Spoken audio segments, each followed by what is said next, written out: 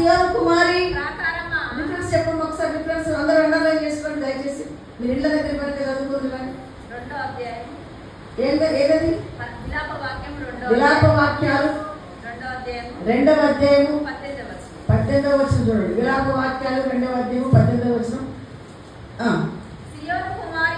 సియోను కుమారి ఎవరు తెలుసా అండి? మనమే సియోను కుమారి.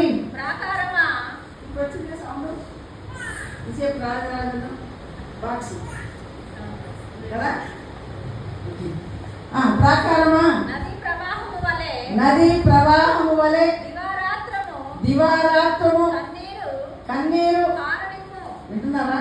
ఎప్పుడంట మనకు సమస్యలు వచ్చినప్పుడు వాళ్ళతో వీళ్ళతో చెప్పుకుంటాం. చెప్పకండి, ఒక్క మనిషి కూడా చెప్పండి. ఇప్పటి నుంచి మీరు ఇక్కడికి వచ్చి దేవుని దగ్గర చెప్పండి. దేవునికి స్తోత్రం.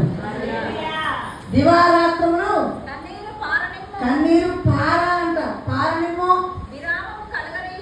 రెస్ట్లెస్ గా, విరామము లేకుండా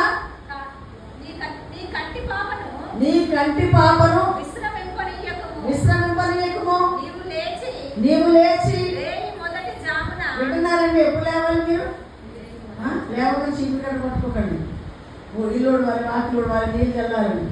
లేవగా గిన్నెలు పట్టుకుని అవతల ఇవ్వకండి. లేచి కళ్ళు తెరవడం సార్. లేవగానే మీ మంచం దగ్గర మీరు ఏం చేయాలి తెలుసా? ప్రార్థన చేయాలి. ఎప్పుడంట?